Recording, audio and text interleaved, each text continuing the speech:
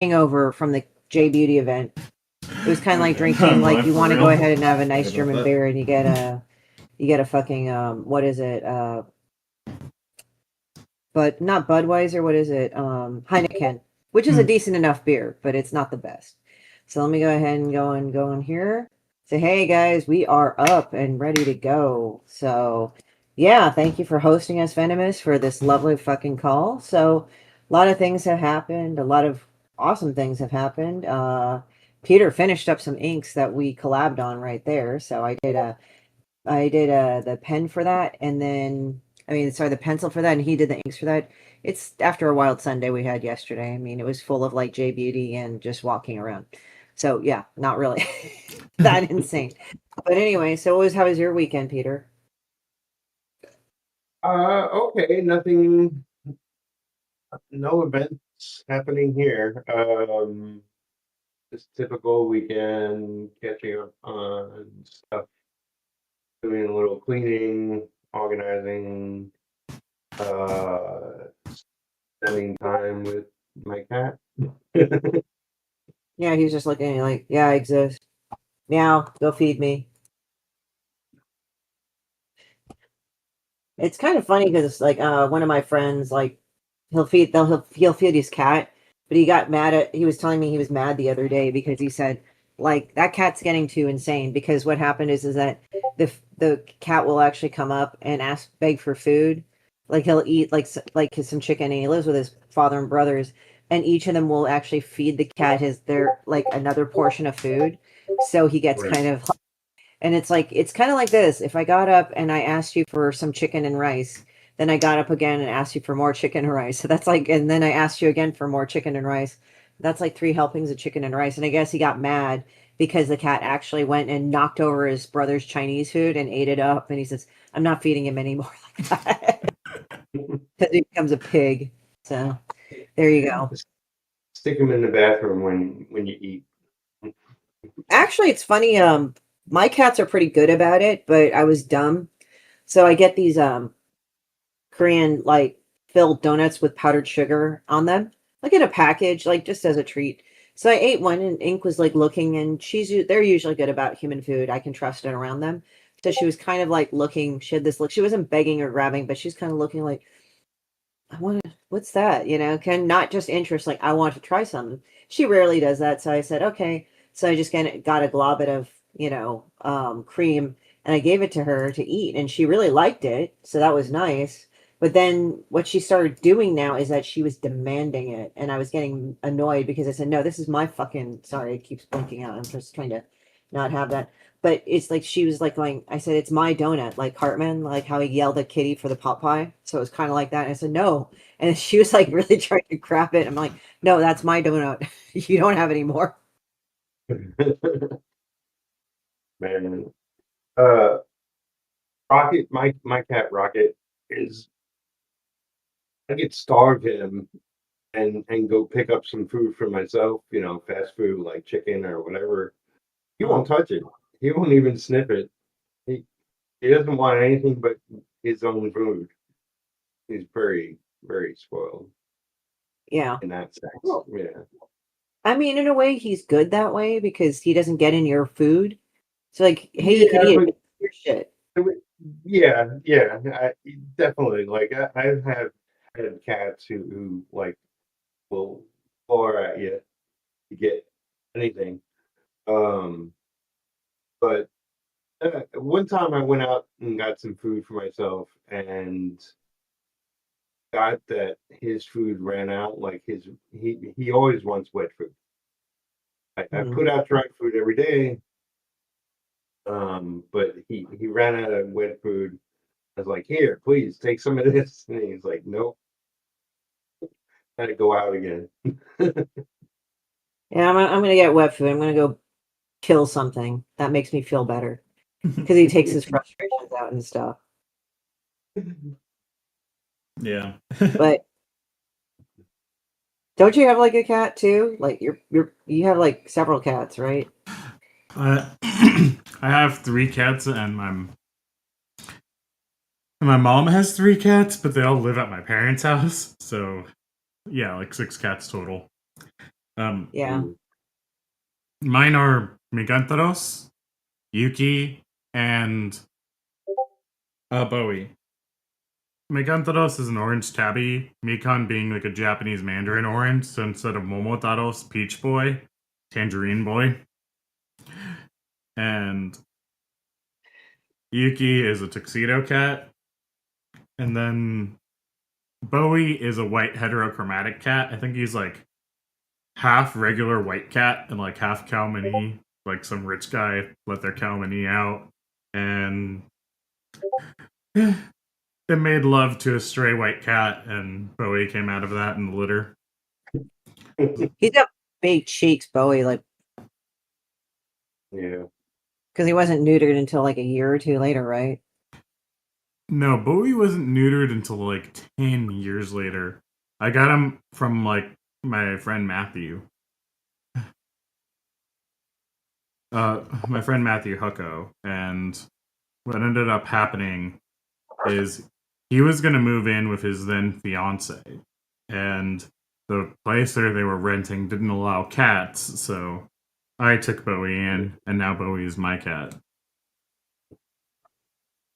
So that's kind of how that happened. But yeah, no, Bowie wasn't neutered for like 10 years. So Bowie grew to full adult cat size, and he has big old jowls because of it. He actually looks kind of dopey. I've seen the cat too. He's like,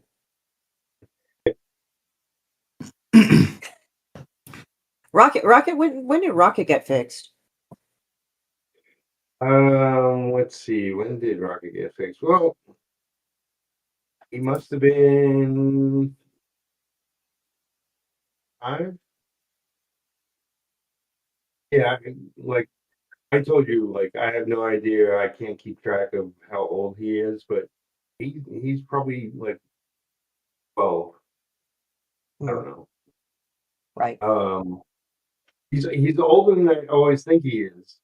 But yeah, definitely he was fixed around 5 years old because he was a stray for 3 years and then brought inside my ex's home, and he was there for a couple of years before he came here. Right. So maybe he's around 9. I don't know. Right. But I'm bad with continuity or whatever, keeping track of it. Well, I guess I got spam when he was 4 months old, Yeah. and they had already taken the coins out of his purse. Mm-hmm. So he has no coins in his purse from very young, and I got him at 4 months. So yeah, he was at a shelter. I think he got dumped somewhere because they said, "Where did you find him?" At this strain and this strain. I still have the paperwork. Ink, she came from a gay couple, lesbian couple, and they just took in this strain named Kara. They named her after like Supergirl, her human name, and Right. and like she pooped out like all these boys, like black and tabby boys, and she was the youngest and she was the only girl. So I got her. She's like down there. Can you show people your ass? Oh, I know. Come here. See? Oh, Yeah, I know. She can come up. She can come up. There's many ways. So you guys might see her jump up and stuff. But yeah, so we talk about our cats and stuff, so that's always great. So yeah, I mean I just like that. So yeah, I mean so the Face of Halloween is basically it's a charity drive pretty much where they vote people in varying popularity, I guess, or people that just basically are trying to drive in votes. And for those votes, though, each of the paid votes are actually given to charity 100%. They do not go through me. I just have a URL. And at first I kind of started as a whim. Like if you guys are kind of knowing about it or not knowing about it, it is like the contest, like it has been going on for about what 5 years, I believe. I took a look into it before I did it. And I just kind of thought, oh, I'll just give it a go, see what's going on. And now I got fucking invested in that shit. So there you go. I aim to win. But I mean, yeah, the more votes you get, the more I'm going towards position 1. And I actually jumped a lot. So if you look at that, it's possible to jump a lot. So yeah, just go ahead and take a look. The deadline for this round is on the 16th, and all of it goes to the Starlight Foundation, which helps kids that that are either grievously injured and or ill, and it helps normalize the hospital environment by them bringing like, game consoles for them to play with, and just, bringing in like characters from comics or cartoons and all that, and they come to them, they visit on top of their family and friends, and they try to make the stay just a lot better than usual. So it's like that's what we're looking at right there. So I'm proud to kind of be plugging for it. I've let a lot of people know, like I've heard a lot of really good recommendation from doctors and nurses I know, because when I show them, like, oh yeah, I'm running a charity for this, that, oh, we really love that foundation, the Starlight Foundation. That's a really good one. And apparently, even though they're based in Los Angeles, like the person I know is in Northern California, and she works on oncology, and she's like, they're so great, they're so great, they're so great. So it's like, dang, guys, you better support this. And I'm your link to that right there. So Peter and Josh have been helping me immensely on that. So it's kind of weird. I feel like it's sort of a campaign thing going on or something. It But can be. they've been great. Yeah, everybody that's been helpful, that has donated, that has shared it or whatever, I also appreciate. I don't know the full scope because some of it doesn't tell me everybody who's doing it unless if they tell me. So thank you, whoever you are. Some of you have told me, which I've thanked you personally. And some of you, if you're anonymous, I still thank you. If you want to tell me you helped, great. But I am thankful nonetheless. So, yeah. And Peter and I was working on some pencils. We did a poison ivy together and we collabed. Right. And take a look at that. It So looks,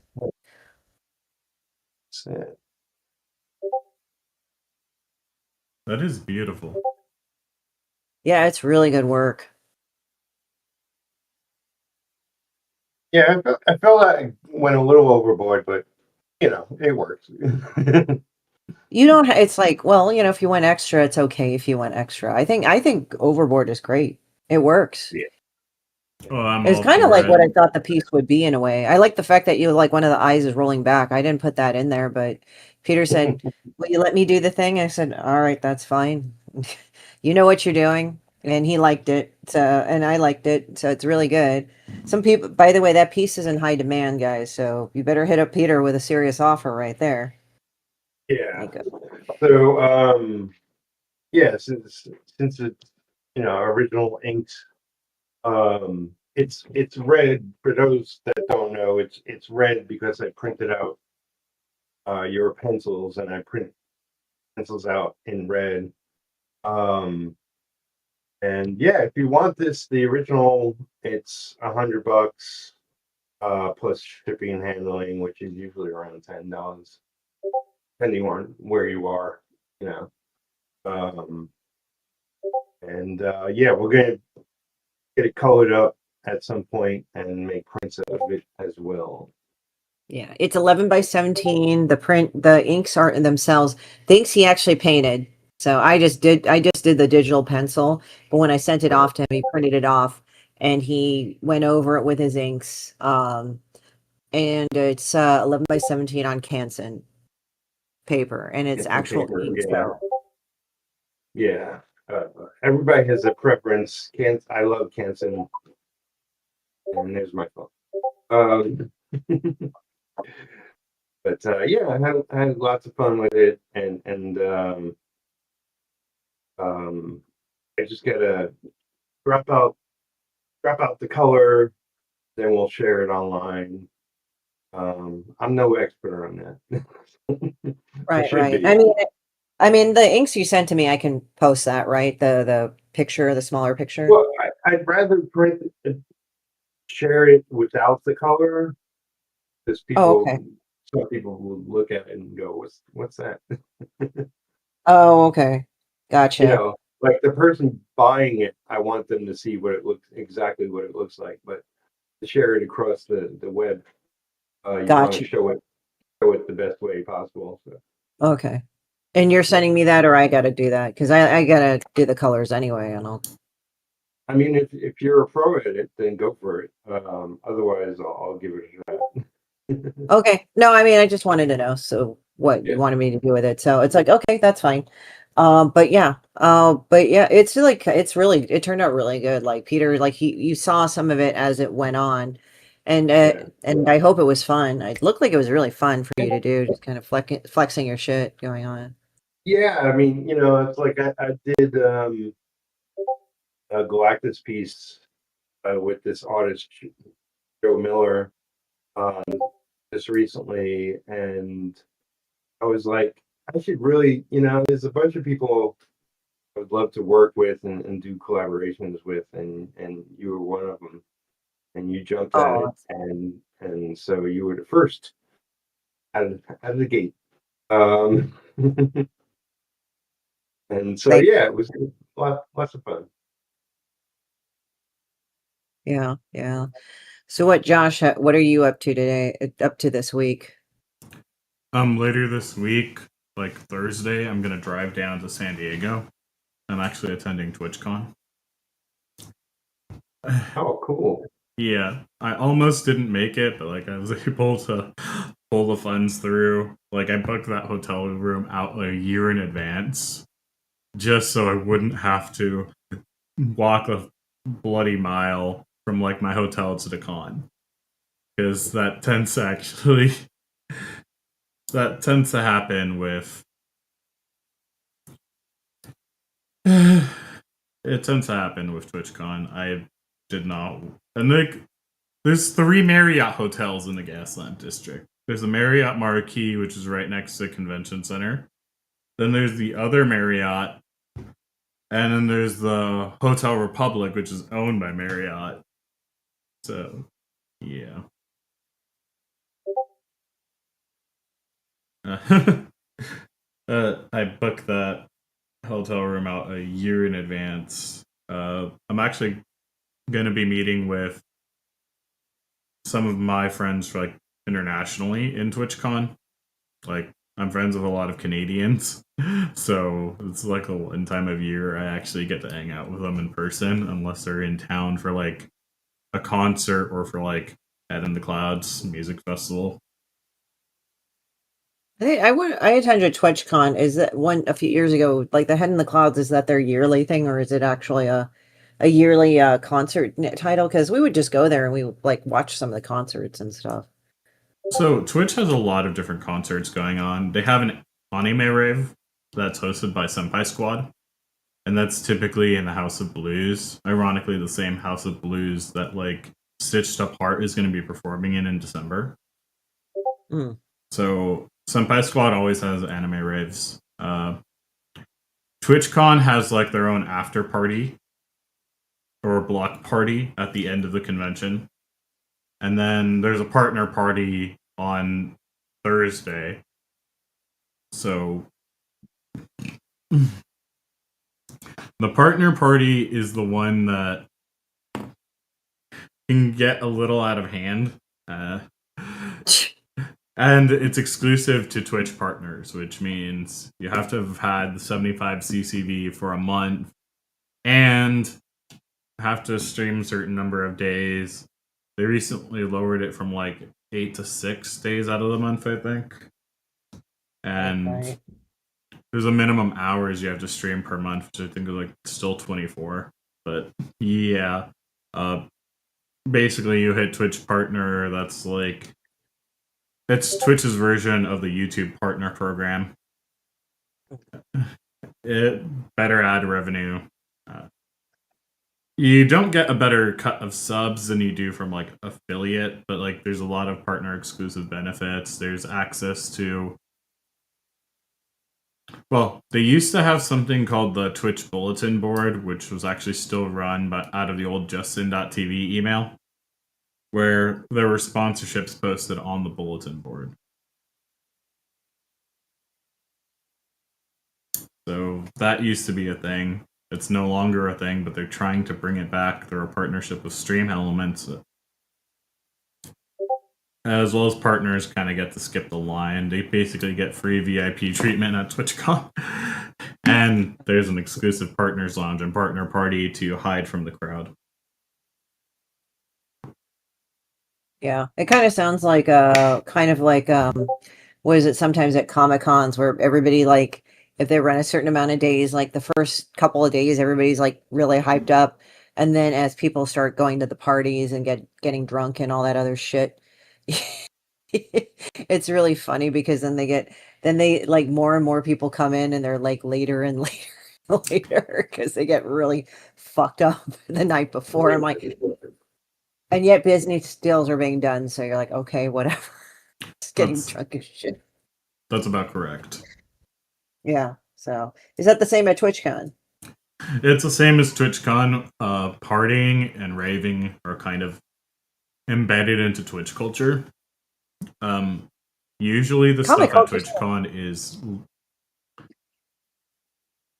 it's mostly just a bunch of nerds in a nightclub, so it dancing the night away, so it actually tends to be a lot more wholesome versus something like EDC.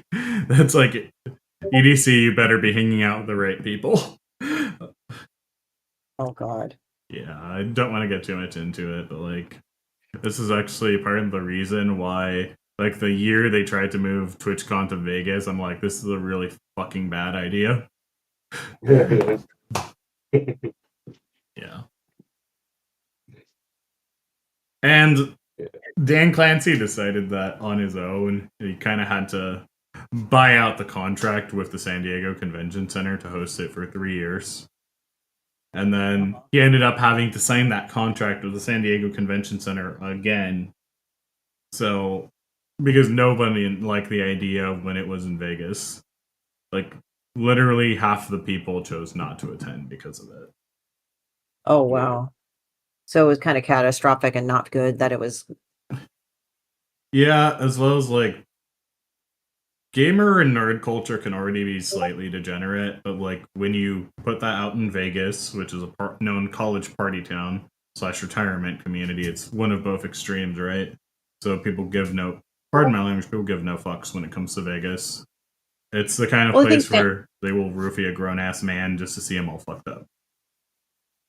yeah, like I've noticed like with Vegas, it's funny, I go to Vegas to relax, but not for the reasons why you guys think so. It's like I don't actually like to gamble or party, but what's kind of nice now, I don't know if you know this, Peter, but like when you live in LA, you actually feel constantly plugged in all the time, like in the LA area. And I know that sounds like weird because you're just like, well, what do you mean? Like you can just go to NorCal or something. No, but really, like literally when I go to Vegas, it's like the cone of silence. I'm like, I'm not connected anymore. Yeah. And it's like it's peaceful. So it's like weird because it's like, but when I go to the casinos and stuff, it's not to party or really eat. Like they actually the interiors, like how they're designed is really nice.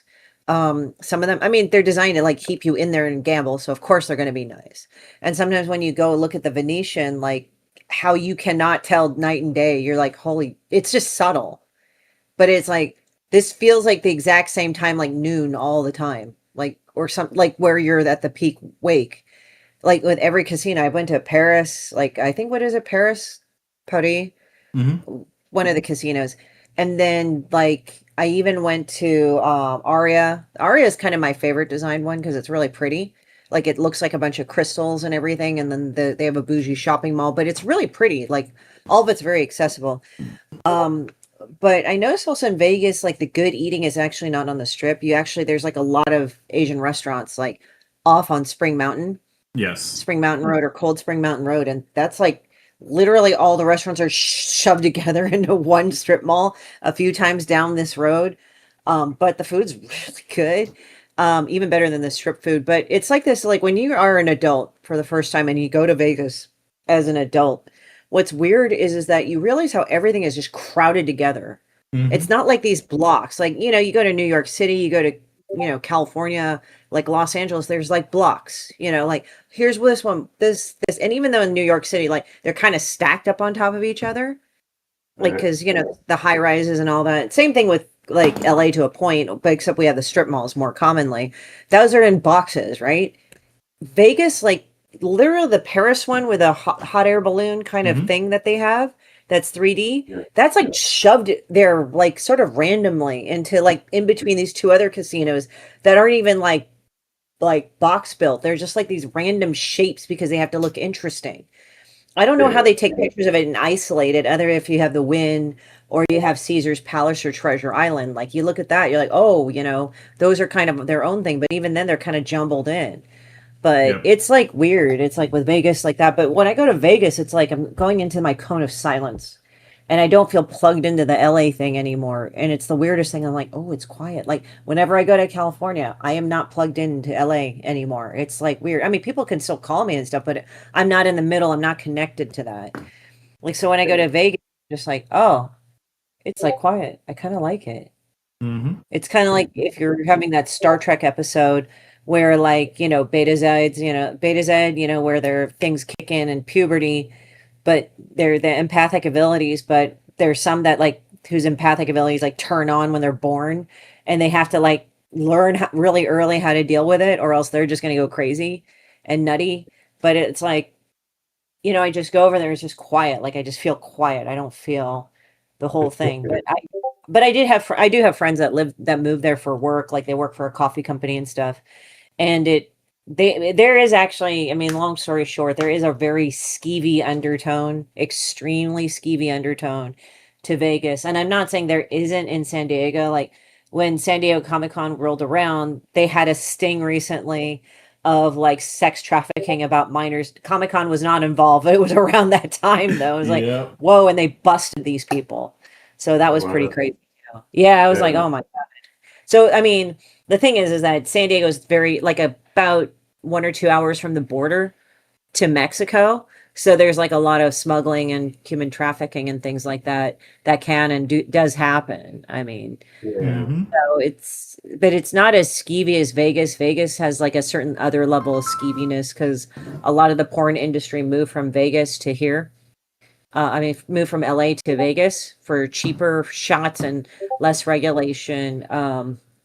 Also, it's weird. Like, I guess it's kind of similar to New York City because, like, I guess there's some abandoned subway tunnels because the subways are over there, like, are about 100, 200 years old. But there's some Yeah. obviously abandoned tunnels, like, that aren't in use anymore because the stops are obsolete or they're in just disrepair. Or, New York's been around for a while, so natural disasters made that tunnel unsafe or whatever. And so they decided to build a better tunnel, things like that. And you have homeless Yeah. living under there. So it's like that's the same part with Vegas. It's like there's some because Vegas was going to have this boom and it actually flopped. So a lot of the stuff that they were going to build, like some infrastructure, never got finished. So you have all those homeless people and camping in those areas too, and they're kind of like tunnels and stuff. It's crazy. So Mm. Well, like San Diego, I only been to Vegas once, both in the same year, back in 2006. yeah, My oldest brother used to live in Vegas with his wife, just like one of those communities out. And yeah. I was there for a week, and spent most of my time with my brother and his wife, pretty much doing nothing. They don't know how to entertain at all. But I was like, okay, this is my last night here. I just told him I'm just gonna walk around. I'm gonna be up all night. I'm gonna walk around. That's all I want to do. I Yeah. didn't have a lot of cash on me or whatever, but I walked around outside all the hotels and walked through a bunch of hotels and ate a little bit and watched some people gamble. Yeah. Yeah. Actually, for me, it's like unless if it's blackjack, I find actually gambling kind of boring. Mm-hmm. Like I understand why people do it, but it's like I even tried the penny. Like literally, somebody had to give me money, say go and play on the penny machine. I'm like, I don't know. It's like no, we want you to gamble. I'm like, all right. So I just played. I really didn't care. I was like, I it's did the not worth one Yeah. armed bandit, the it. little I machine. had I had more fun gambling when I played Leisure Suit Larry, and that's what you had to do to win money. Mm-hmm. Okay, so Leisure Suit Larry was this game where oh, what was it? Leisure Suit Larry was this game where somebody went out of their way, like you're this guy named Larry. You go and you're in this place called Lost Wages, which is kind of I think a euphemism for Reno, or because like Sierra used to be by Reno, I think I'm trying to remember. Course Gold, I think that was the city it was originated in, and it used to be like these text-based games and stuff. So Al Low, I mean, it was just stupid, cheesy, risque humor, like by today's standards. But what it is that Larry, like he's a 40-year-old virgin, he's a computer programmer, and then like he comes home one day, and then his mom said, "I'm off to Florida. I sold the house. Fuck off," kind of thing. And he's like, Mhm. "All right." So he decided to get his leisure suit, go out on the town and all that. So you can go out on the town and you could play slots anywhere pretty much. And one of the things you could do is like, I just won the jackpot or something, but I would just keep playing it until I won. I would save the game and all that. But I bet all. And then if I won a lot, if I lost my shirt, then I could just restart from the save game. But eventually, like you meet a hooker, but you have to get a rubber like from the fucking thing, or else your dick will blow off and everything. So, yeah, there's like these stupid ass games. We would just go and play them. It was just like, and we would just like type in the stupidest shit to get things done.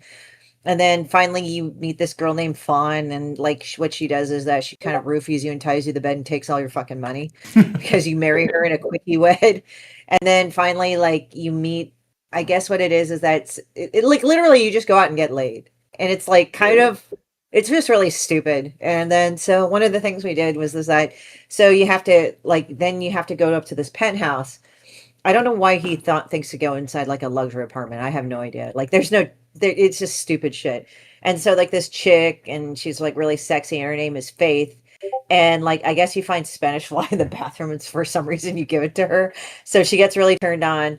And then he's like, and you're thinking, oh, I'm going to score. And then she runs off. She's like, I'm going to have fun with my boyfriend. He says, we're going to do it once for you. And it's like, well, Faith lives up to her name. And then you somehow take the penthouse all the way up, and then you meet this girl named Eve, and somehow you buy an apple somewhere, and you give it to her predictably, and she's in the jacuzzi, and you do things with each other. And then it was this whole series of stupid ass games of you doing more and more stupid things, and you actually get on the you actually like find a deserted island because like you want to move in with Eve like right after you guys have it, and she doesn't even remember you, and she like kicks you the fuck out. So you just win this cruise and on this stupid ass dating show. And then I mean it's not in the first Leisure Suit Larry, but it was a dumbass game we played, and it was just stupid. I mean, how you survive getting caught out at sea is that you get like the 40-gallon. You remember back in the day, like 7-Eleven had these huge ass like drinks. They still do, but you know, like the really.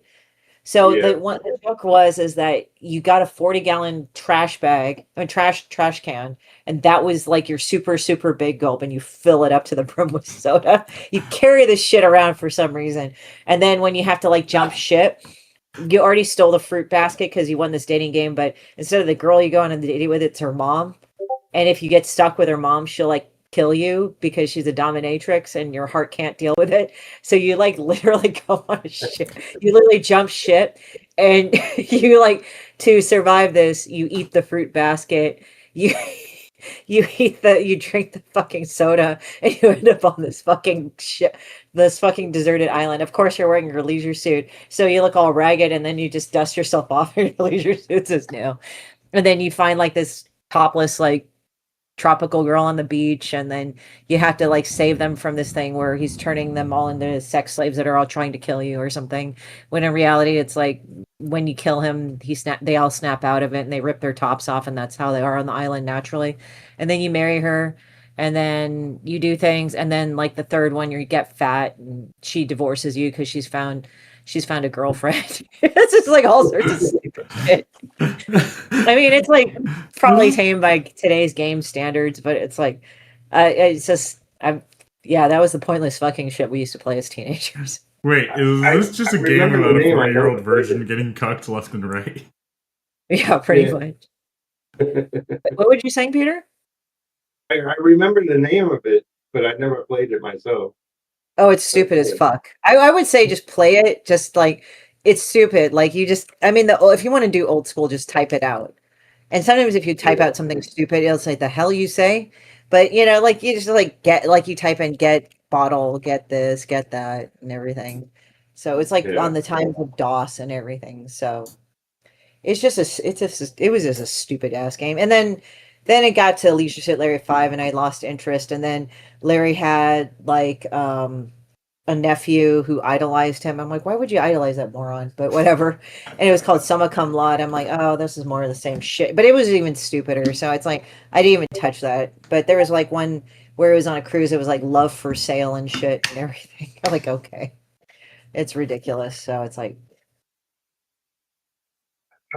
There was I think it was a '90s game, maybe. Um, Forgetting the name of it. Like real buff guy, uh, runs around the city, fights pigs. oh, I think You I know know what I'm that one. talking That's about? Duke Nukem. Yeah, Duke Duke Nukem. Nukem. Duke Nukem. Yeah, and he'd Yeah, say shit like, "Come that get was a some." fun game. Oh yeah, they had like an Asian version of it called Lopan Shadow Warrior, and he would say like the stupidest shit from like fortune cookies. And Okay. like, but in recently they redid the game, but they took out all the fucking stupid ass shit of like the fortune cookie shit and everything. And I'm like, that's what made that game funny because it was like, I know like by today's standards, people go like, oh, that's a horrible racist game, but it's like it was actually done making fun of that shit, like the Yeah, original version. Because like he was just saying, "You're so stupid. You can't fight ass with both hands." It was like the Asian version of Duke Nukem. It was like so terrible, but it was funny as fuck. You would just go around killing things and everything. yeah, yeah. It's Yeah, go get some. And then there's like, "You so stupid. You cannot fight ass with both hands." I swear to God, like for the next Asian invasion, I kind of want to see if I can make a game thing and put in Low Pants Shadow Warrior and have people fucking play that shit. They start laughing. Like just play that game and people are like, what the hell is this shit? You know? And then everybody's like, yes, this was a time before everybody else got upset about everything.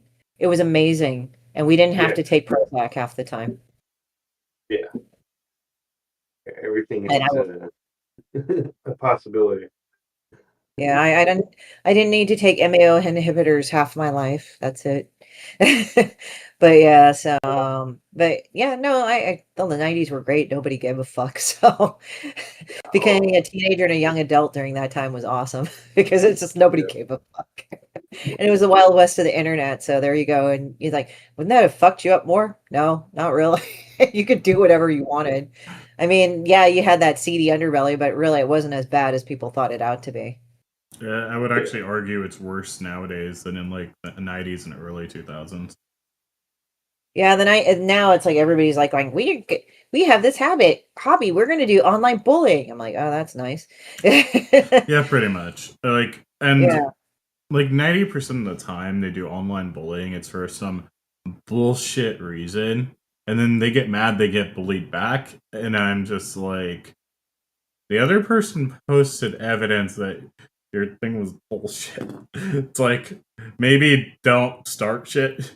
And I'm like, I'm speaking in general, not about a specific instance, but like, I've seen so many people try to like start shit to clout chase on the internet, and it's like, oh, let's gang up on this big streamer or this big YouTuber. Oh, holy fuck, they're the other person we were that started this shit was actually the one who was the bad guy. And I'm like, yeah, that's how it works. Like 99% of the time. Like, when did online bullying become a hobby for some basement dwellers? Well, it's interesting yeah, because the people that do it, they're like the loudest and like, you shouldn't bully anybody. You should be so nice to everybody. So they'll go on like like for examples, like how dare you fat shame people? But they're the first ones to go into like a heavy girl's like Instagram, right? Yeah, Girl has not done a thing to them. Like she's just doing her shit, right? Then they start calling her a fat bitch and all this other stuff and how ugly she is. And I'm like, wait a minute, weren't you just saying how it's not okay to fat shame, but you're just jumping on this girl for no fucking reason? yep, Wow. Like, yeah, it's just shit like that, and I'm like, wow, I guess you guys just say that because you want to appear to be good people, but you right. guys aren't. Yeah, yeah. I so mean, I've been on the receiving end of that. Like, yeah. apparently, people are mad that like I can lose weight as a fat man, and they don't want to see me get thin because of their chubby chaser fetish. So they'll decide to go and fat shame me before I can lose weight and get a girlfriend that they never will be able to because they're horrible people. So There's like this one thing in Prison Pit. So if people are familiar with Johnny Ryan, so I'll show you a picture of the example of Johnny Ryan's work right there. I'm not going to open it because some of this shit is not something you should look at as a kid. But G.G. Allen, if you don't know who G.G. Allen, he was a very nasty, gnarly person. And after his 8th overdose, he finally died. So, but he would do these really crazy ass songs. Just look it up. If you're a kid, don't look it up. Definitely not for minors. But he did this comic series called Prison Pit about an intergalactic prison planet, basically, that the worst was on there. And then there was this guy who is the head was called Cannibal Fuckface. Yeah, he's basically it's a cannibal rapist murderer. And I'm not trying to laugh at any of those things, but it's just so ridiculous. Like literally these are alien muscle men. If you remember Muscle, like the Japanese toy and anime, then it kind of reminds you of that, but a more warped version. So since this is a prison plan, they're gonna dump him on the prison surface. The two guards, they're armed with like cattle prods and shit, right? So they're like they're gonna drop him off, and he says, well, let me scratch my nuts for a second. And so but then he grabs like one of the prison guards and he says, you better stop or I'm gonna crush this jerk's head like a grape. So the other guard looks at him and the other guard and says, I don't give a shit. I hate that asshole. And he just dumps him. He's a bon voyage shitbags. That's kind of how I feel about some things now. It's like, I don't give a shit. I hate that asshole. Bye. But yeah, it's just like, I mean, he can get away with it because it's a prison planet. So it's like, what do convicts do? Convicts don't necessarily like convicts in a prison aren't really caring about each other's feelings on that level. If you call them all sorts of if they call each other all sorts of names, some slurs, some not, I don't think they care about anybody else's feelings but their own. Pretty much, no. Like it's a prison planet. What do you expect? Yeah. What's the wildest comic you've ever read, Peter? Oh well, I mean, it's all relative, but the Goth Ennis creature. Oh, Preacher can be really fucking raw, dude. That comic could have been raw as fuck.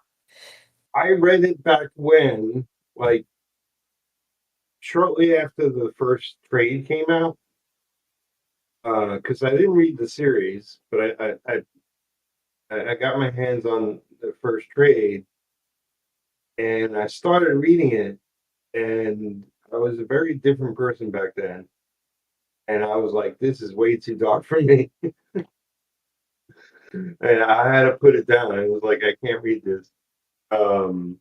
Yeah, But years later, when the show came on to streaming or what I forget where it was, maybe FX or whatever it was. I thought it was amazing and hilarious. Oh yeah.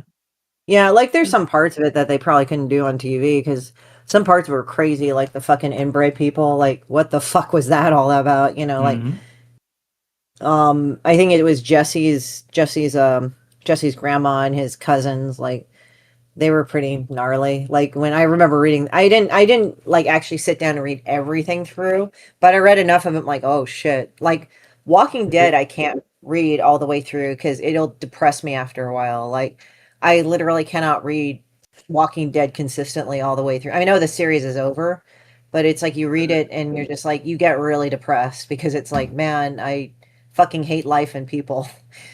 Because it's like about a zombie apocalypse and how people are going to be. It's not good. Yeah, I read a big chunk of it. I didn't read the whole series to the end, but I loved it. I loved it, and for a long time, the TV series was good, but that fell on its face.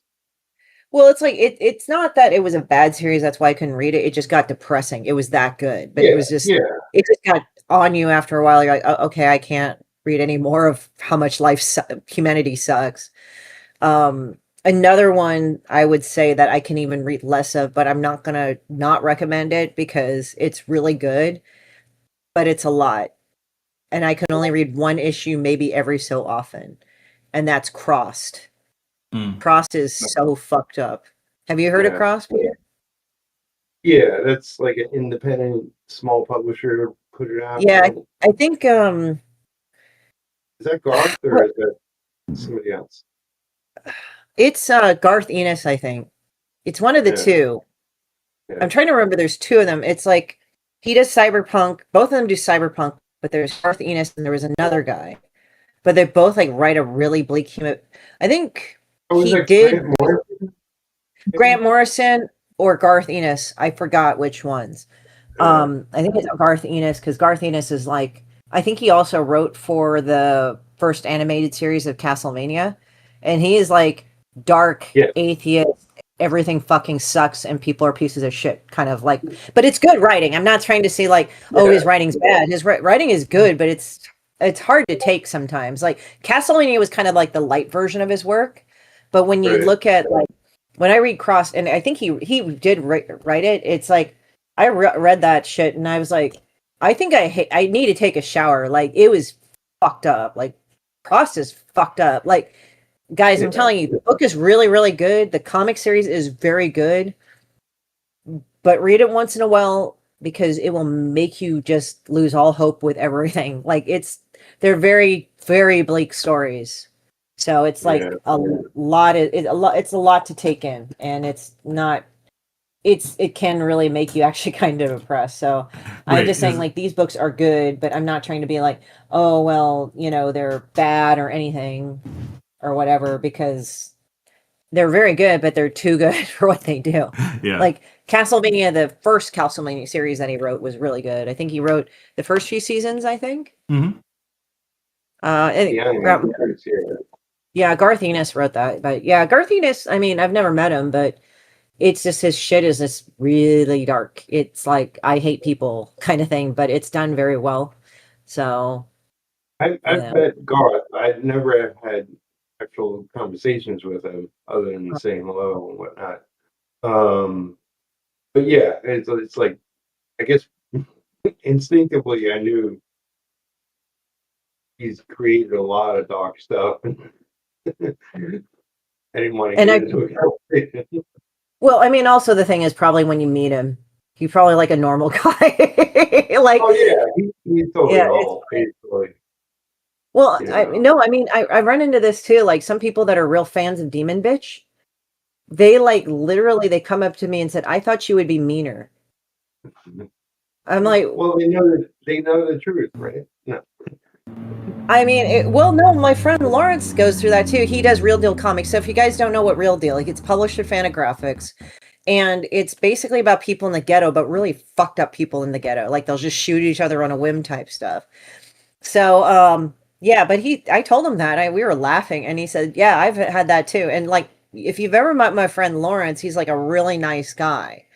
Like he's a totally cool dude, chill, normal person, but and his friend Harold who used to write it, but his friend passed away in 98, but his friend was like the sweetest guy ever, but he would write this really fucked up like ghetto shit everywhere like it was even Yeah, worse than what Lawrence like ever drew, and even Lawrence was like okay, we need to stop with this shit. But it was funny. It was really dark humor, so but I Lawrence and I mean, have collaborated on a few stories, yeah. what right is right isn't necessarily like that's that's just imagination can take you anywhere. Like I mean, the perfect example is like Stephen King. Like he's written some dark books, Yeah.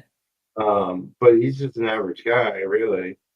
Um, He's just had so some weird. really he had some really crazy shit happen to him, other than his mom passing away of cancer really young, and that's already shitty in itself. But he would talk about how his mom, because she was kind of in the end stages of cancer and they couldn't really do anything about it when she was at that time, they like had her fucked up on morphine and painkillers all the time. So she'd be like, so if you see like insane characters, he probably patterns it after his mom's end of life phase because she's all Yeah, drugged up half the time because she was in pain. And in Maine, where he grew up, he would tell some stories like what happened. Like when it was a small knit community. I think it was Bangor, Maine. So they're yeah, walking, and there's like four or five of the kids. Like they were like in fifth grade at the time. They're walking down, and I forgot the guy's name, but they knew him. So he drives down. And he says, "Hey guys, how's it going? Need a ride?" And they all knew him, so they hitched a ride with him. So as he was driving, he turns around to them and says, "I could fit probably 5 bodies in my trunk right now." And they're like, "Okay." But nothing happens. They get dropped off, but then they find out about a week later that dude had a nervous breakdown. So it's like shit like that happened where he was living all the time, like just this weird. So it's like Yeah. if you see like how Stephen King writes his dialogue, sometimes you're like, yeah, the people where he grew up with in Maine were kind of out of it in a way. Hmm. Like they were very odd people. So His yeah. his house is a museum now. Does he live there anymore or what? Because I know he lived there for the longest time. I don't know if it's like part time. Maybe they have moved out because he doesn't have the big family living with him that he once Well, had. his kids Like grew up all and the kids moved on. Um, so it's just I believe it's just him and his wife now. So they probably moved, I guess. yeah. Well, it's kind of funny because like when you see his like house, it's like this weird ass Victorian sort of house, East Yeah, Coast, like with the spidery historical. spires. It's a historical building. Yeah, and then like in the front of the gate is like this cartoonish ass spider on the gate and it opens up. I'm like, Does it that's have actually like bat with bat wings on I it? I don't know. I think. have never seen it close enough. I just saw the gate in front. It has a spider on it. Like, but it's like a Yeah, cartoony looking spider. It's not actually yeah, like yeah. this real life arachnid thing. It's like it just looks like this little round dot with the little spider legs and shit, which is actually kind of funny. So, but yeah. But it's kind of weird, like how he goes up to another level. Like I see why people really like. I mean, Stephen King. What kind of sucks is that a lot of his movies lately have not really done it justice. Like the type of books he writes. Like The Shining is like crazy as fuck. Like if you know the background of that, that is because his he was battling alcoholism at the time. And The Yeah. Shining was about that. It's pretty crazy. And I remember being 10, my friend Summer at the time, my friend Summer, she had it and she liked reading scary, gross things. So I like looked at it and I opened it up and I read some of the shit like they found the dead woman in the bathtub to like the wasps and how they were stinging his hand all the time and then they had to kill them and shit. And I'm like, and like how they did it is like literally they took the wasp nets and like use a board or something and then they put it out in the snow because they're like watching the hotel in the middle of a snowstorm and they're holed in so all the wasps froze to death and everything. So but I thought that was kind of funny, like those weird little like crazy things that happen. And I think the place where they actually filmed The Shining is haunted. They have tours that go through. Yeah. Yeah, some YouTuber visited, like, did her streams from it or something. Yeah. What was I going to say? Oh, the Shining was the first Stephen King book I read of his, but it was also like, I read stuff for school. Like my parents got me books, like Hardy Boys and different things, and I read those. But The Shining was my choice to read for pleasure. Mm. Um, and I chose that because it was my brother's copy. He had a paperback copy of The Shining, and it Mm. had like a silver foil cover Oh, I remember seeing that on it. one. Yeah. Saw that one. Yeah, and I was like, "What's this?" And Stephen King. Oh, I think I've heard of this guy, and I started reading it, and it's like I never gave it back. Was this Jimmy or was this the other brothers? Yeah, it was Jimmy. It was Jimmy. Yeah. I was closest with Jimmy. I have three older brothers. Jimmy is the next one up. Mhm. Um, we both love movies, TV, comics, art. A lot of similar things, interests. Mhm. Um, and my other brothers are just too much older than me to really connect. Mhm. Mm. Yeah, Um, my mom was kind of like that with a lot of her sisters. Like she's the fifth, so not she's the fifth. So the sixth one she knows, but the seventh one she's closest to, and then the eldest one she's closest to. I think she's the first or second eldest. So they kind of are thick as thieves while everybody else, like she's friends with them and stuff, but it's just Yeah. those are the ones she's the closest to. And I'm doing the thing. My sister and I were 18 months apart, so we're really pretty close. Like she has her own family, so it's like she's busy. But I mean, I can reach her out to her, and she reaches out to me, and we say hi and stuff, and all Is that other she things. in the U.S.?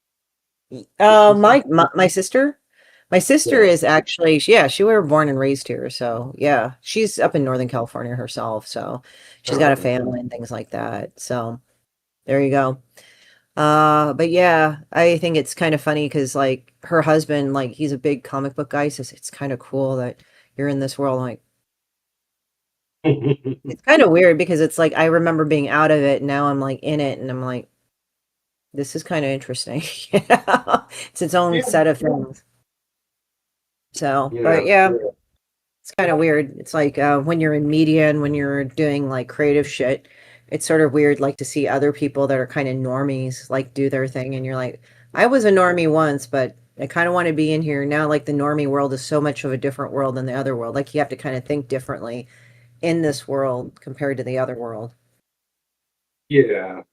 A lot of my real life friends are not in comics, although I have lots of friends within comics. Um, Right. but it's you gotta have a balance. You gotta can't be too full of yourself. I mean, I have a K beauty friend that I made. So it's like, There you but go. then I have people that I've made friends with in comics, but they're not in comics, which is interesting. So it's like, but they're doing peripheral shit like streaming to other arts or other genres. Like I Yeah. also loop into the art world, like the arts world, because they kind of go back end and forth, especially like with the gallery girls. Like that was sort of a transition into because I was like doing the artwork there and all this other shit. But I did some game design too, so there you go on that. So it kind of is jumping all over the place. I know you did gallery. Is gallery girl a certain thing?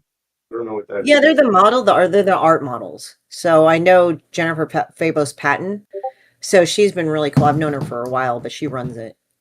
But it's called Gallery Girls Oh, LA because she tried to get Gallery Girls, but unfortunately, I think like a porn site got it. So she just wrote down Gallery Girls LA because they do not do those things. So, yeah. they do art modeling and stuff. So you just tip them and stuff. We used to do these cool drink and draws. Like we were in the Gypsy.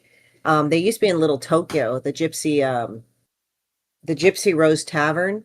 It was so cool because they had kind of a burlesque stage. So they would pose and do their thing and play music while we just draw and we'd order drinks. Yeah, they have something like that in New York, I think, or Mhm. used to or whatever, but I never did. I went for straight just life drawing classes in some New York basement somewhere. Yeah, I mean they got those too. I mean they did those too. So they did drink and draws, but then they did like also studies like classes and things like that. And I haven't been to Do you those in a know while since COVID. do you know Paul Pope,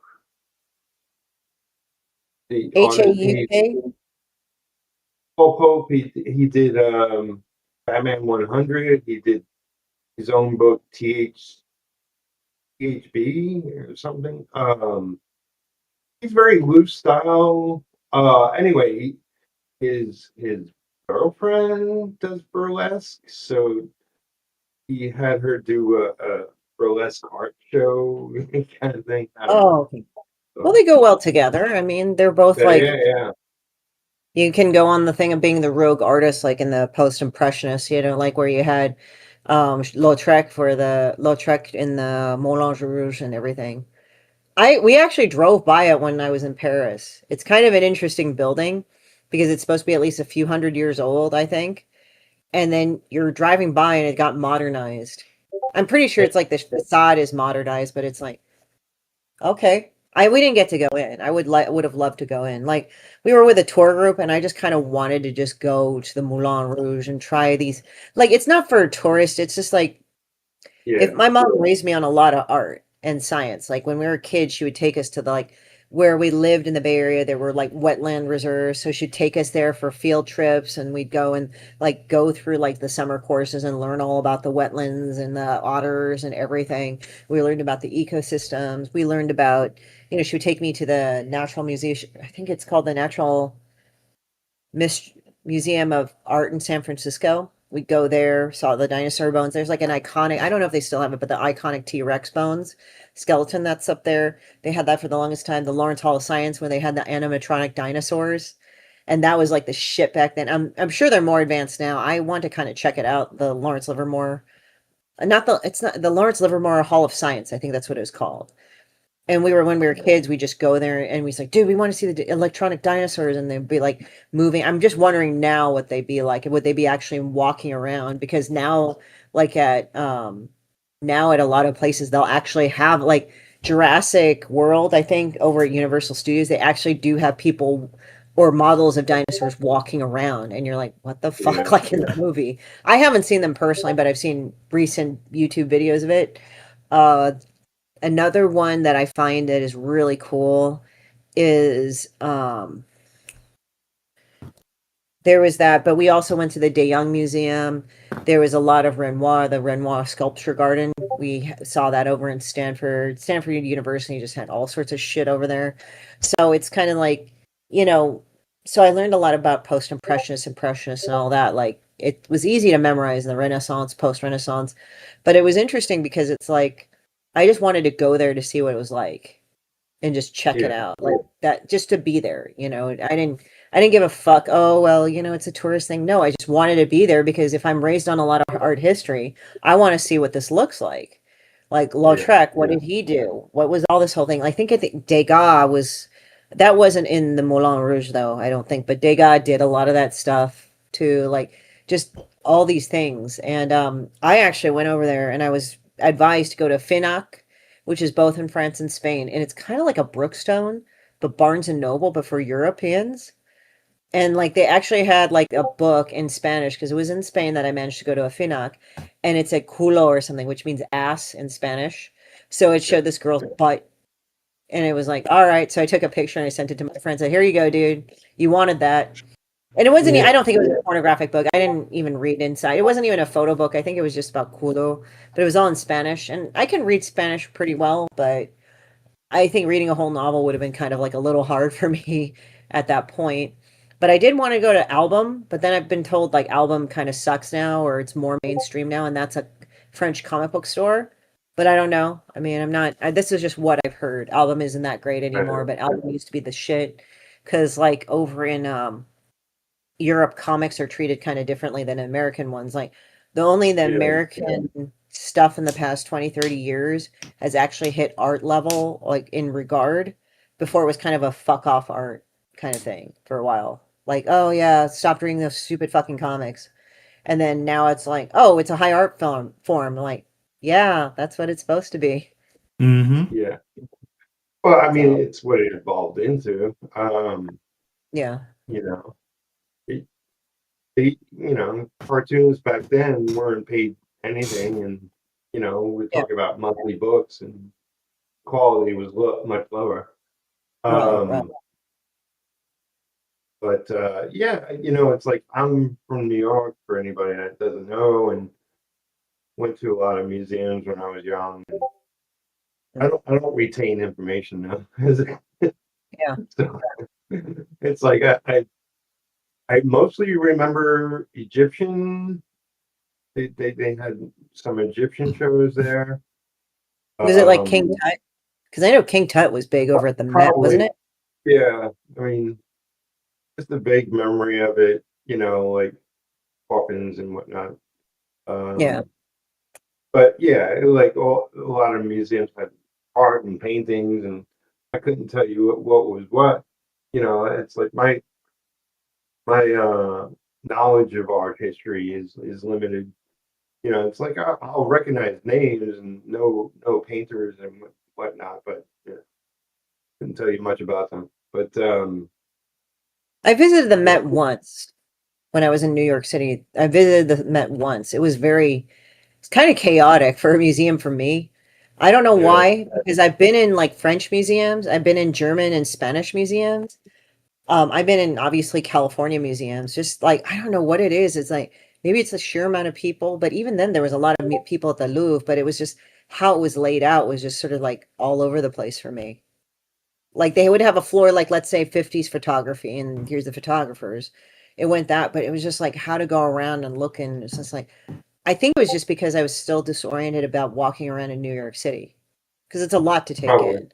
Yeah, it's a lot to take in.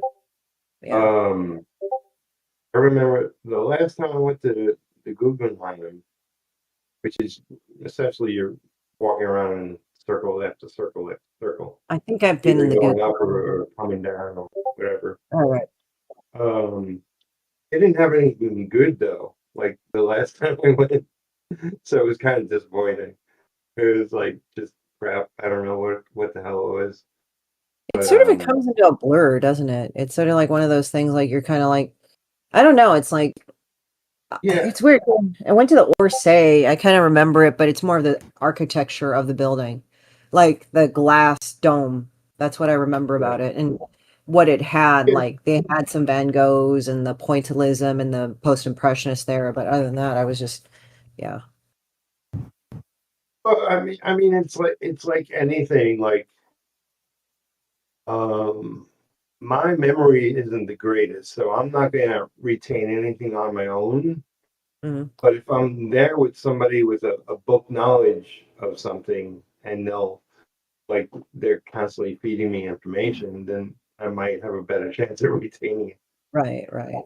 But you know, um, so anything else we want to cover? We've been going a while. We've been going well. Anything else, Josh? We think I think we've just covered like the face of Halloween. The Mhm. quarter finals is going to be ending on the 16th, which is Thursday, right? Right. So Yeah. make sure you get your votes in. I mean, I got catapulted several places, so hey, it's still happening. And you give it to a really good charity. A lot of nurses and doctors really love the Starlight charity, the Starlight Yeah. Foundation. Please give. Not for me, just go through my link and just give as much as you can. Um, I just kind of want to go and put as be the one to put the most votes to charity because every vote you buy does is a pledge for charity. So that's pretty much how it works, how you give. So guess vote for me. And that's it. I'll be doing a lunch hour this Wednesday at noon Pacific Standard Time till 1. Josh, you got anything to announce? And Peter? Um, I'm probably going to be like reposting this to the YouTube with a premiere and tagging both of you in it and putting a link directly to the Face of Halloween. I'll probably do that I'll start doing that as soon as like we end, and then other than that, like I don't really have any updates. Like I was one of those kids that like played on one of those game consoles that they brought in. And I don't remember which charity does it because a few of them do it. One of them is Starlight. There's like another charity that does the same thing.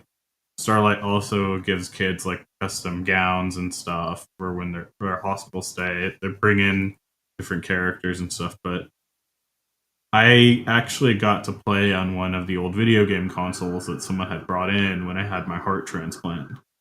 I was 10 turning 11 when I had the heart transplant.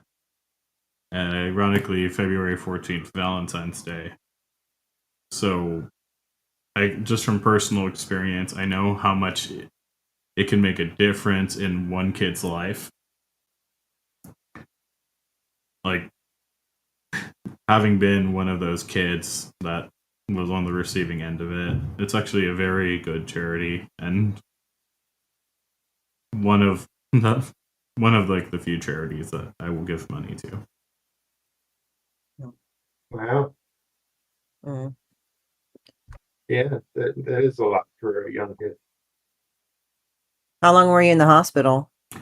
About 2.5 weeks, roughly, when I had the transplant, and then I had to be quarantined for like another 6 months after getting discharged from the hospital because I still take immune suppressants to this day, but like when you just have a heart transplant, they basically ravage your immune system in order to not reject the donor heart. So I'm now 29 years old. So obviously it's been ticking for a while. I'm in like the top 25% of people for how long their heart transplant grafts have lasted. So there is that, but yeah, definitely like if you spend like the first 3 or 4 days post transplant in ICU and like right when you get out, the first things that you see is a video game console, it kind of gets your mind off of, hey, I just had my chest cut the fuck up. Yeah. Imagine. Yeah. Sorry if Right. that's a bit of a crass way of putting it, but Oh no. No, you went through it, so you can make all the fucking jokes you want about it. Seriously, you went through it. that's also why I'm desensitized to a lot of shit. It's just like I've been around medical shit all my life, so it's like, oh yeah, people forget to change my leads, and like my chest starts bleeding open in the middle of the night. But like someone starts freaking out, I'm like, oh, just shut up and toss me the towel, and then I carterize it myself just by applying pressure. And it's just like, how are you not freaking out? Like, because I know it's not from the transplant. I know it's the lead that they forgot to change. Oh yeah, but how are you able to be? I'm like, I don't know. I have fucking autism. But I actually do. I'm diagnosed ASD, Asperger's, but like Mm. when you're around a lot of medical shit as a kid and you have Asperger's/autism, you're able to think a lot more logically in high stress environments than most people are. But that's because you're used to being overstimulated all the fucking time. So your tolerance for it's kind of on a different level. Whereas So is it like a weird form of dissociation by ultra desensitization? basically in a heartbeat, yeah. In a nutshell, Like you're triggered. It's like you're triggered constantly. That you're like, yeah, that's okay. That's my baseline. So it's like in normal people, it's like going like, okay, we're normal, and then like that. Whereas like like people with autism are like, yeah. and you're like, okay, that's where, okay. So it's kind of like you're like in Rick and Morty, you know, where like this is such a beautiful planet. What happened? And the sun comes up, it's like, and it's like all that like all day, and then they get in the ship and leave. That's basically how it is. Like people with Okay. autism and ADHD tend to do better in fight or flight circumstances than people that are like more neurotypical that maybe haven't been through as much. So it's just like our brains are wired differently for more of like a hunter gatherer society. Yeah.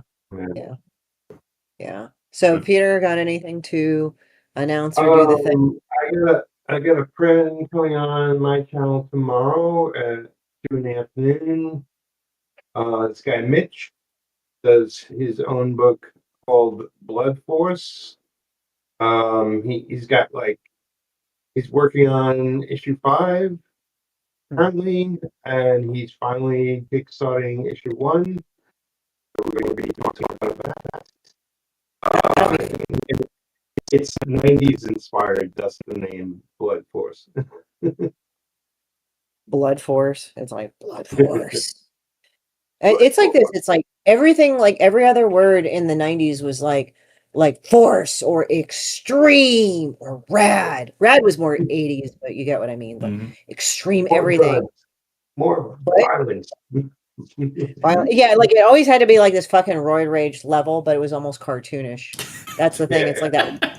Like who's that guy in Wildcats that was that big green and purple motherfucker? I forgot what his name was, but he looked like he would be just the epitome of what? Maul? Yeah, like yeah, like he had that look, and it was like that Roy Rage motherfucker look, like in the 90s. That would be the 90s right there. If it was a cartoon character. But yeah. But I heard they're gonna bring back Vertigo. Let's see how it is. Vertigo, this like brought back Vertigo. I watch videos of what DC is up to, what Marvel is up to from the New York Comic Con. nothing I saw looked good. Mm. Now you're I'm not. making me I'm, cry. I don't think. I don't think anything I seen of Vertigo is strong enough to bring the title back to even a ghost of what it used to be. I don't know if they're not, hopefully they're not bringing back all the old titles of Vertigo, like Sandman and all them. Hopefully they're trying to do new titles. Is that what it is? No, it's all new stuff. It's one of the things they do have right is that the creative, groups of people working on these books have worked previously on something. Yeah. Yeah. Well, we'll see how Meaning it is. they're capable of turning out more than one book. Right, right, right. I know. It's like kind of one of those things where I'm just like, man, that sucks. Because I was hoping, like, was Tank Girl on Vertigo or was on a different one? Because I know, like, definitely Hellblazer, uh, That girl Hellblazer. was Dark Horse, wasn't it? What? Dark Horse? No, I think that's Hellraiser. Like, Hellblazer was with John Oh, I thought you said Constantine. Tank Girl. Oh no, I said Tank Girl too. Like Tank Girl, I couldn't remember if it was Dark Horse or Vertigo, but you said it was Dark Horse, and you're probably right. Oh, I think it was Dark Horse. Yeah. Hellblazer, yeah, Hellblazer was on Vertigo, and that was with John Constantine. Vertigo. Hellraiser, it was kind of weird because sometimes it was on Vertigo, it looked like, or a Dark Horse, but mostly Dark Horse from what I remember in the 90s. And then there was obviously Preacher, that was Vertigo. And Sandman was Constantine. Vertigo. But they did a whole bunch of weird experimental titles and lots of hits, lots of misses. Yeah. But they had a good, decent mix. Usually they released a couple of stars, Yeah. like much like the regular line of superhero books. You got the popular titles and then you got everybody else. They at least had some popular titles consistently. Um, Now these are all new books. It's like I'm just guessing based off of what I've seen and my interest. Like nothing interests me of what they showed. That's Um, nice. Because I just saw that they and were bringing back Vertigo, and I was like, oh, cool, but I didn't see the titles yeah, with it yet. Yeah. DC's got all the absolute titles, which are supposedly doing very well. Um, they're doing something called DCKO. I don't know. Like it's like I'm not interested in them. What is I was Absolute? curious. Yeah. But you know, I don't What's keep up. Absolute? I kind of heard about Absolute. What's Absolute? What's those storylines about? Um, so it's taking characters like Batman, Superman, Wonder Woman, The Flash, maybe Green Lantern. I don't know, some others, um, and just reinventing them. Oh, that's why, like, they Reinventing. had Batman. Like, Batman in this version isn't the rich playboy. He's just some social engineer, like, that is some guy. It's Right? it's some alternate take. It's like what used to be DC Elseworlds variation of characters. Like the Russian Superman and Oh, well, I mean, that wasn't terrible. That was actually kind of interesting. I got just kind of tired of the millionth version of fucking the Injustice game. I'm like, okay, stop putting up Injustice. And then they're like, oh, but they're vampires. I'm like, stop making them assholes. Stop. Yep. that's what's popular at Marvel and DC. They're variations of the popular characters.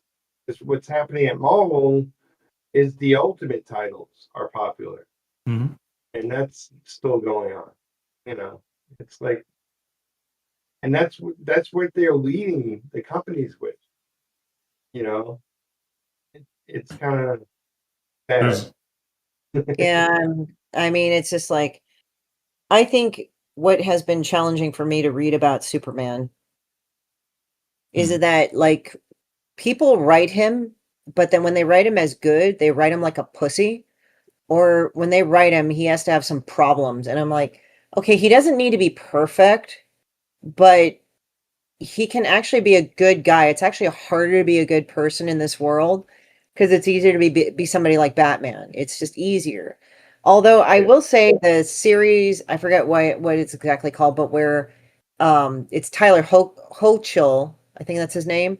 It was the most recent Superman that concluded this TV series where he gets married to Lois and he has 2 sons. Smallville. Well, there's Smallville, but there was the original Smallville where he's the boy. But no, Superman or something? huh? Is it the Adventures of Superman? Maybe it's the most recent one, I think. And that one was done well because, like, from what I saw of it, they really wrote Superman like Tyler. I would never have thought Tyler was going to be. I don't know how to say his last name, but Tyler Hochul or something.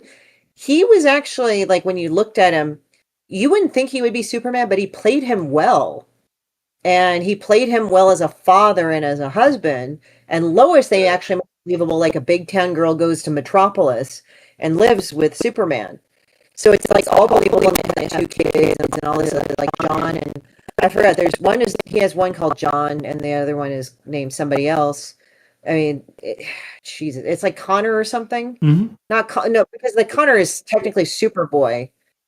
Connell. But anyway, the thing is that with so many variations and everybody. I know there's 10 million different fucking universes, but I'm just saying in this one, they actually wrote him really well.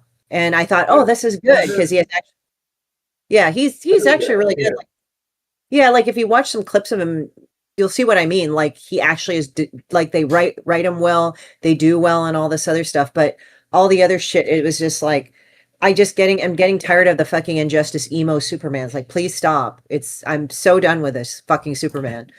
And then they had like the vampire shit. I know we need to wrap up, but like the vampire shit was annoying the shit out of me too. The only thing that I probably thought was kind of cool, and Josh and I were discussing this, was that Damian became a vampire to be the double agent for the humans and the vampires. I said, well, fucking Damian Wayne would just do that because he's Damian Wayne. He's a little asshole prick. But I mean, that's kind of what Ra's al Ghul trained him yeah. to. Yeah, I mean, it's like, I mean, the thing is, Damian Wayne's kind of an interesting character because he's an asshole, little self-centered, spoiled shit kid, but he actually does have a noble streak in him, but he kind of does it in a way. He's like probably the most like Batman in a way because he didn't have the greatest childhood, even though his mom spoiled the shit out of him. She raised him in the League of Assassins, which isn't the best parenting in the world. So there you go. Yeah. So anyway, like raising your kid to be like a fucking lethal killer is probably not a good thing. He's even more morally ambiguous than his father. But yeah, but then in some instances, he actually becomes the next Batman when Bruce gets too old or dies or whatever. Yeah. So anyway, but yeah, guys, but I appreciate you coming on, and I appreciate, Josh facilitating this and everything. I appreciate your guys' help during this campaign, and we march on. So, and I'll get those colors to you starting tomorrow. I'm just going to start on it. Like today, I'm just like, so yeah, but I appreciate it. Thank you guys. It's no matter what, thank you. It was fun. So yeah. Okay, we'll see you later. All right. You guys have a good day. Bye. Go ahead and click on the links in our descriptions and everything. Bye. Bye.